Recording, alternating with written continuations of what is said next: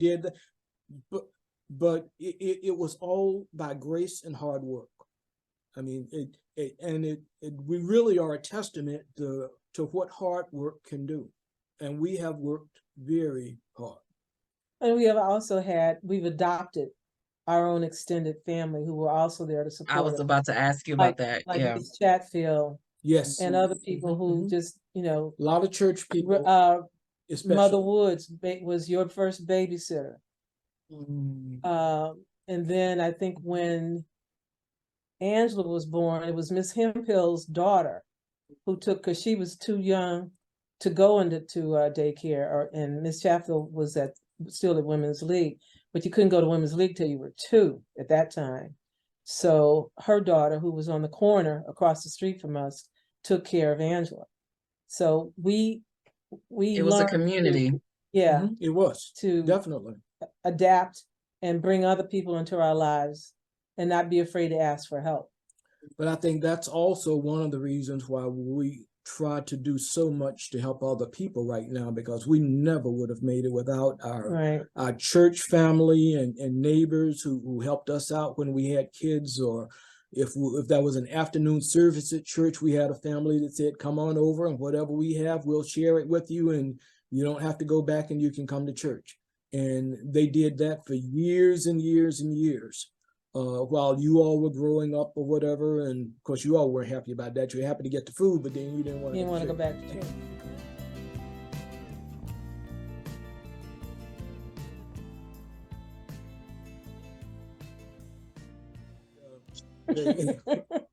The Rankins, I think, started that. Marie Rankins. Yeah, she was famous for her. She was the first one to ask us to stay, because at the time we were living, we never seemed to be in the same town where we went to church. That's true. We were still living in Hartford. That's true. Middletown, and she invited us, and it was almost like she would get offended if we didn't come every Sunday. So I named Angela Marie after Marie Rankins. I didn't know that. Yeah. But yeah, that was a wonderful gesture on their part. And since I was on the trustee board and I was responsible for keeping the church books for a number of years, I acted like I had to be at church for every time the church doors opened, so that I could count the money and record it and things of that nature. Well, you all are still active in the church. Not like that. Thank goodness for Zoom. You don't have to be physically there every time. It's made such a difference. But then he also, which you all I think started to resent, was that he was doing more Sunday morning service, and he had this thing. He was not flexible. If you weren't ready by 7:30, you got left. I wanted to be left. I think you all deliberately were not ready. I wanted to be left. And then I would have to drive the second car because he had left me. And he would be there all day because he would do the 8 o'clock service. Then there was Sunday school, and then the 11 o'clock service that usually didn't end until 1:30. And then there was some afternoon service at 3 or 4. And then when he was going to, I think when he was going to seminary, and he was, I don't know what that was, walking as a deacon. He had to do all kinds of things. The pastor made him jump through all kinds of hoops. And then when he was doing seminary and was, I guess, practice, get the opportunity to preach, we had to go to some of the, places at night in New Haven and other places because the pastor was gone. And he wanted his little, team to go with him. I know, it's true. A little entourage. Pastors do that. They still do it. And you all resented it and didn't come. So that's the way it was. That's a whole nother story about church. Yeah.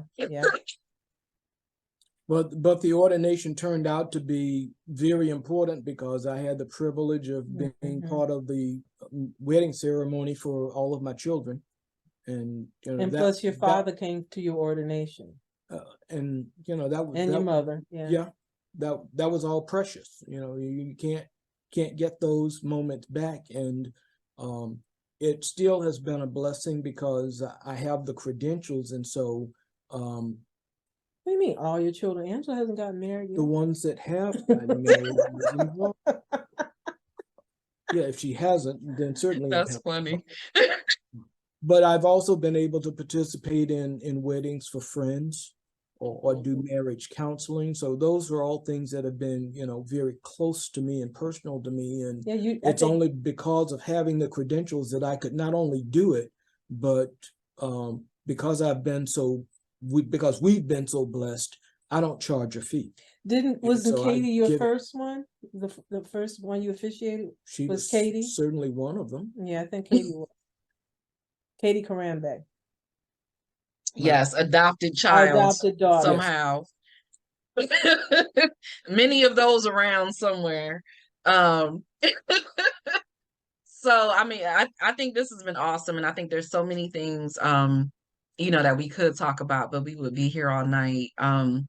What are some of your fondest memories, and what is your advice for anyone watching, right? Especially now, dating and relationships seems to be ridiculously hard. I think people are making it harder than it needs to be.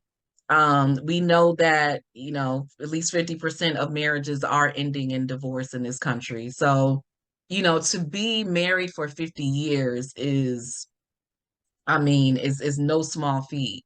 What are some of your fondest memories, and what advice would you give to anybody who does want to be married or in a committed long-term relationship?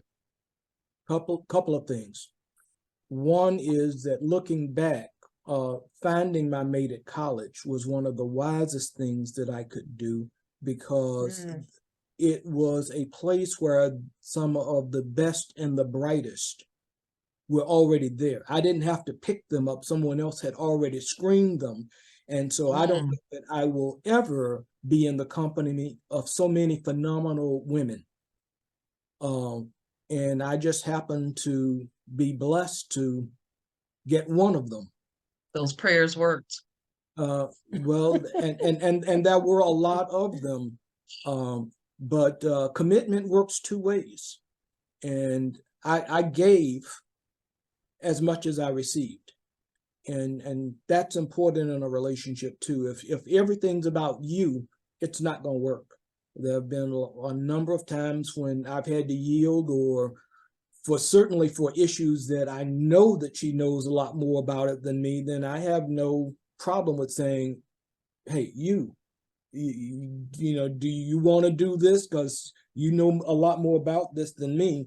And so I think it is that kind of sharing. And to this day, I think one of the reasons why things have worked out as well for us as they have is that there is a mutual respect of each other for what we do well, and knowing what we don't do well and we don't want to do. And that happens from a professional standpoint. It also happens with chores. I try to take some delight in doing chores that she doesn't like, because she's still working and I don't have to work, and praise God. So I'll do things that I know she doesn't want to do, and maybe she'll keep working.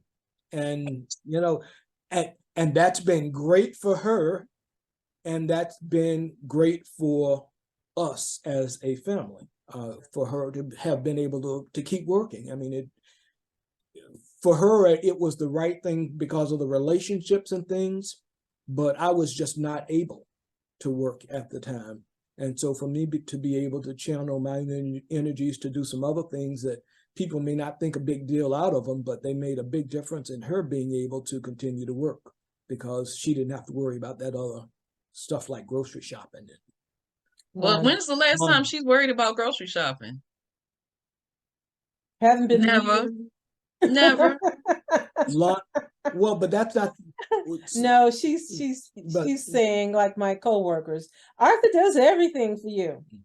And I do have to admit that when he had his eye surgery, and I was thinking, I don't even know how to use a coffee pot. I haven't done laundry in the new, which isn't even a new machine anymore. I have used that maybe, the laundry, the wash and dryer maybe once.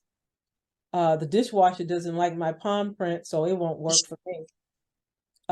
So I haven't done grocery shopping since you all were little. I don't ever remember you grocery shopping, or we did it ever. together. I don't remember you shopping. We switched. Period. We used to do grocery shopping. And maybe when I started going to law school, he took all that over. He did the grocery shopping. He shopped for us. He took us clothing shopping. I don't remember you doing any shopping. Well, part of that is he was used to buying in bulk because of his family culture. Well, we know about that. Mother, mama, would buy a lot of stuff and buy. If we run out of food, I want to be at your house. So yeah, if it's a zombie apocalypse, we can hang out there because we will not go hungry.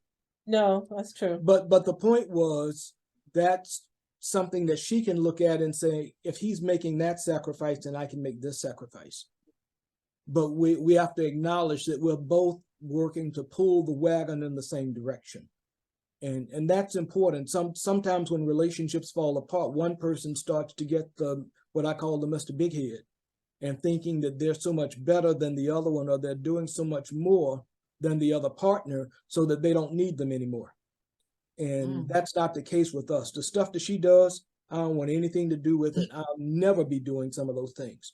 And I think she probably will say the same thing. And so if you would try to go out on your own, there's a lot of stuff that you need to learn to do that you haven't done in a long time. And that can cause you to think twice.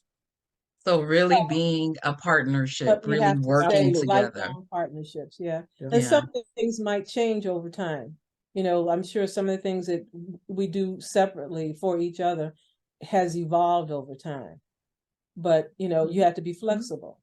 I think he probably doesn't remember, but when we lived in Hartford, and the only little basement we had the big TV down in it, the big stand-up TV.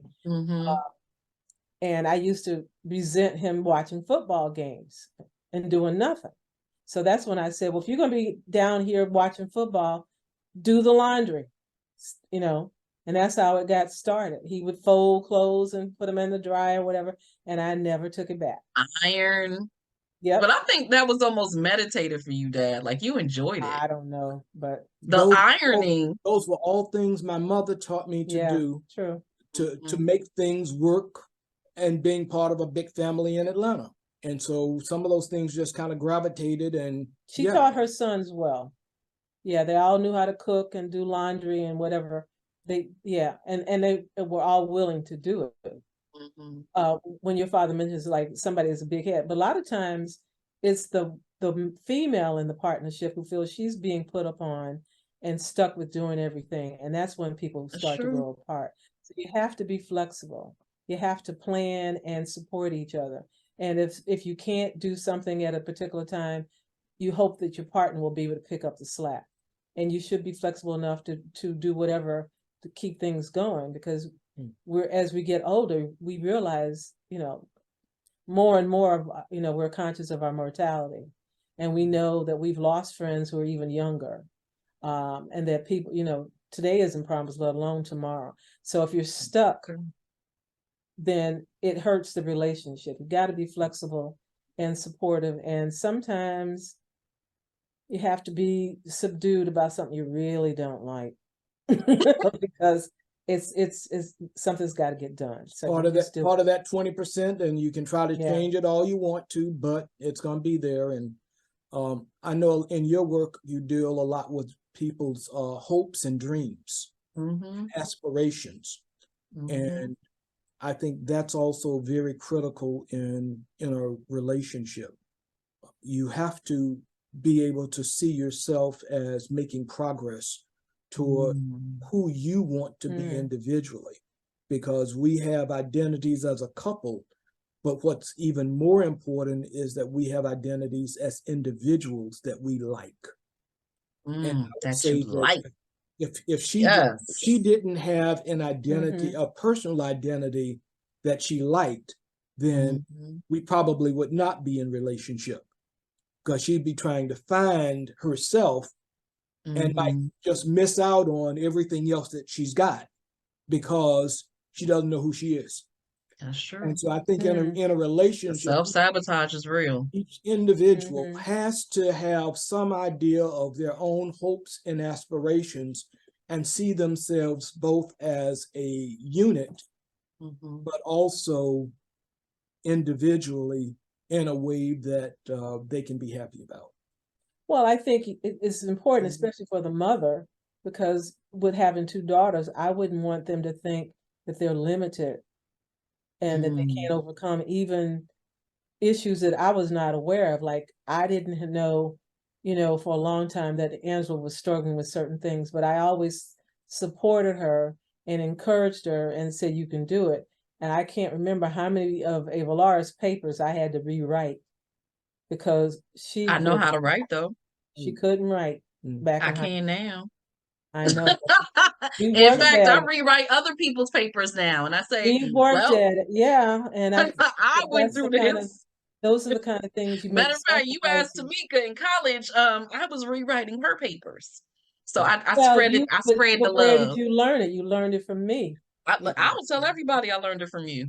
There's no question. And I think, most traditional couples, the male will be the one who's successful and accomplished. But now I think the only way it can work is both have to be accomplished in their own right.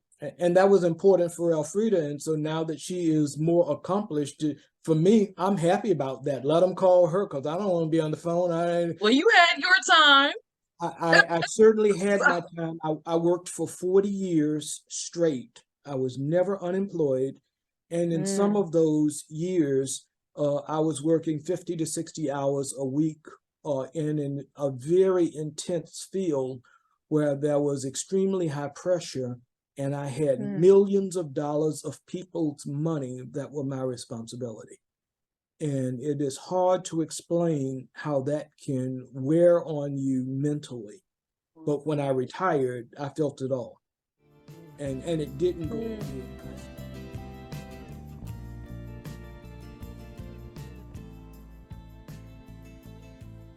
Now, wondering about, did I do this? Did I do that? What were they okay? Yeah, you used to talk in your sleep a lot when you were working. But the best part back then, when he was on the upper scale and up on the mountaintop, I got to travel with him as a spouse, and I didn't have to do anything. And it was while he was out at some seminar or some business thing, I was enjoying the spas and all the perks of being the spouse. I didn't have a problem with that at all. We did go to some of the nicest hotels in the country. That was definitely using those corporate money. That was very nice because we don't get that from the state. Actually, you all's first trip to California was on the corporate. What? Yeah, because we went to Disneyland. I didn't know that. In Disney World, but I was going on a business trip. My territory was northern and southern, included northern and southern California. So I was already there on the corporate dime, and we just said, okay, well, some of all this stuff is going to be paid for. That was in the mid 80s, because I think sounds about right. Probably only 2 or 3. Yeah. Around 3. Yeah. And I know you don't remember, that's the trip that we made, just 3 of us. Because I was already there. Well, the 4 of us, really. And, no, I didn't remember how we got there. And I got sick. I didn't remember that. I think I had gotten a spider bite or something, and I was having chills and fever on the plane. What? And my leg was swollen. It was awful. And unfortunately, we stopped in Atlanta as our layover, and Pop came out to take care of us. But Aaron got lost. I got lost. No, Aaron got.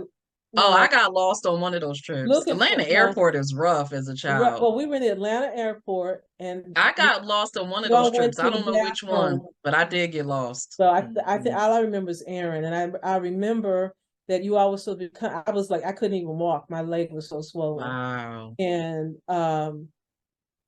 you all went to the bathroom. I think Pop took you all, but went the other way, went the wrong way, and got lost. And all I can remember is panicking because it was getting ready to board, and I didn't know where you all were. It was traumatic. But we got on that Wow. I plane. remember getting lost Yeah. in Atlanta airport. I Yeah, definitely that was remember the first that. time we went by ourselves. Wow. Your love for vacations came, Probably came from all that travel. well, came from us because we had never had a chance to do Mm-mm. those kind of things when we were Mm-mm. kids. And so for us, even with 3 kids, it was important that we take you with us. And so we had a big conversion van that we called the Blue Goose. The Blue Goose. And back in those days, we would get in the Blue Goose and we would go everywhere up the East Coast. We didn't go too far west, but we did just about everything on the East Coast. And we did Well, I fly. mean, we managed to go to pretty much every amusement park so we could Yeah, ride the every roller year. coasters. Yeah. But I can't even do roller coasters anymore. I'm and roller I coaster don't know out. if you remember though, but The worst trip was Florida. part of your educational incentive was if you got good grades, then we would go on a vacation. That's true. And we would I tell don't you, remember. I just did and you well. all would be working hard and you'd be so proud of, you know, when you got A's and B's and things of that nature, because you knew that meant you're going to get to go. And sometimes we even let you all pick out the place. And you'd say, we want to go to this amusement park. And Oh we'd say, yeah, we you chose got yeah. to have good grades and things. And if you have good grades, then that's where, and almost every year we would go somewhere. We still have our Massanutten timeshare because when you all went there, you just thought that was the greatest place because we give you a couple of dollars, you go down to the gym and Oh, you didn't see y'all. Yeah, we were gone. exactly. You'd be out there or feeding the deer or whatever. But you remember that our first trip that one of the first trips when we went to Florida, the first time we went to go there for Disney World, we went to a timeshare presentation because we were in a hotel with a kitchenette and there were 5 of us basically in one room with a kitchen and we couldn't take it anymore. And fortunately they picked us up, Vistana picked us up and we thought, oh my God, what are we doing? They just kidnapped us because we didn't even know where we were going. They drove us to the place. They had a big like daycare for you all.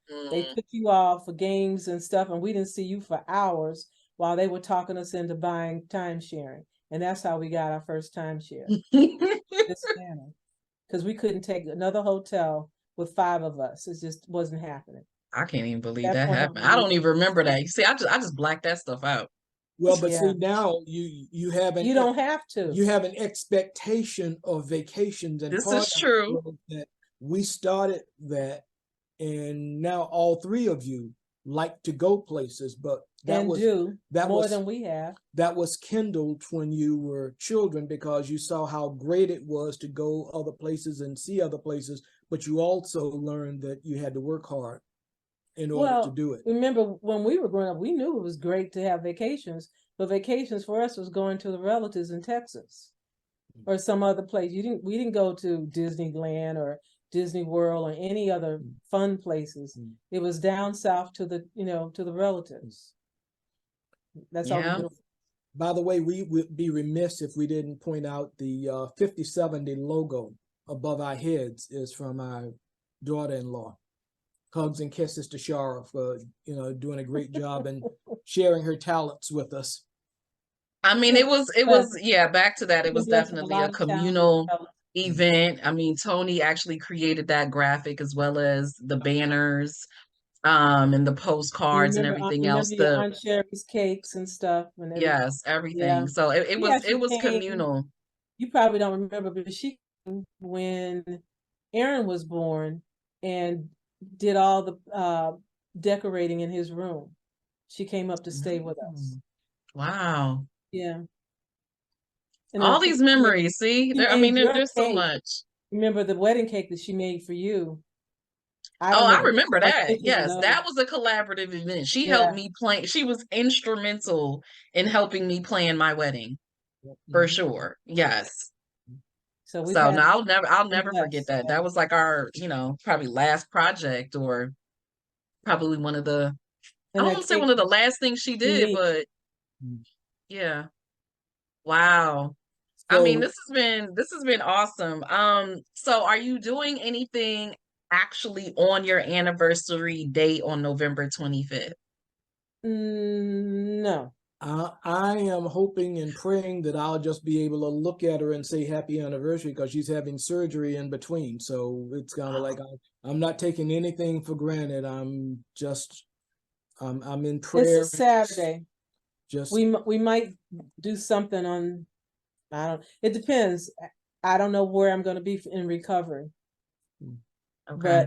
But well, afterwards. Well, you already did something, so the pressure's off. I mean, well, we have a bucket list, and we plan to do some traveling next year, assuming that I won't need assisted devices and I can really, I mean, when you talk about our memories, we had some great cruises, but over time, I've been limited. I can't do mountain climbing and stuff like that.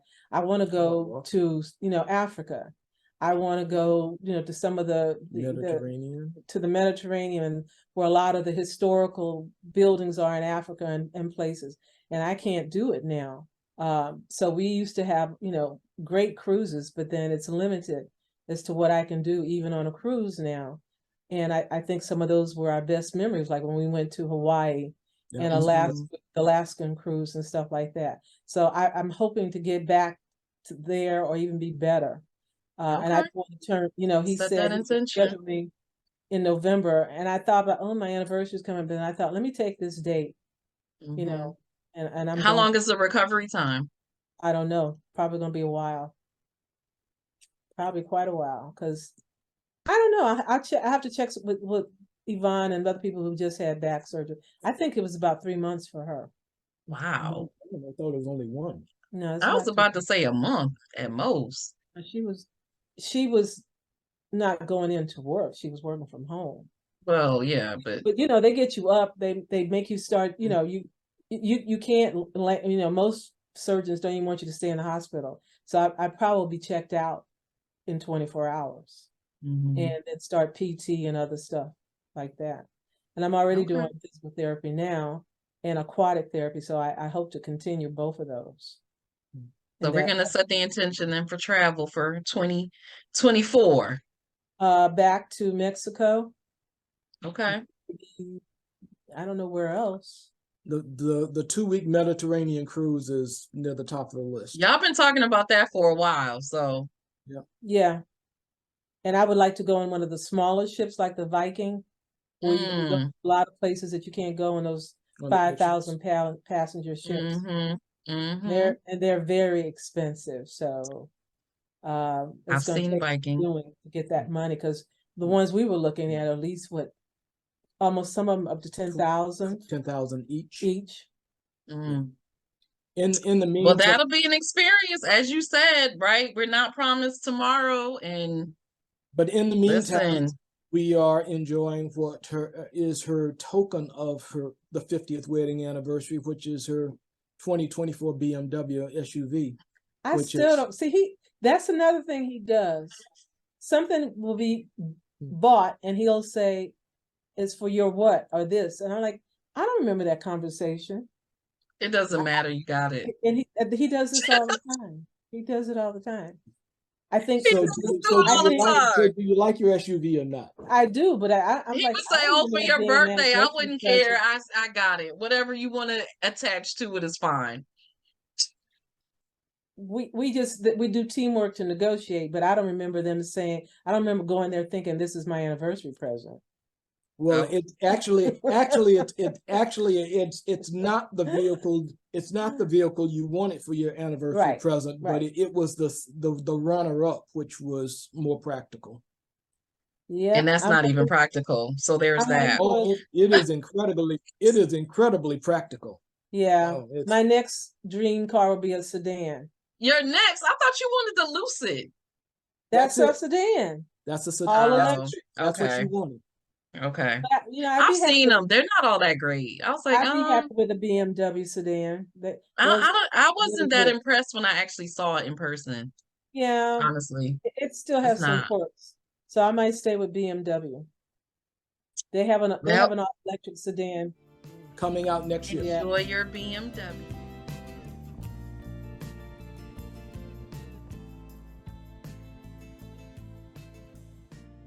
Any final thoughts for our viewers?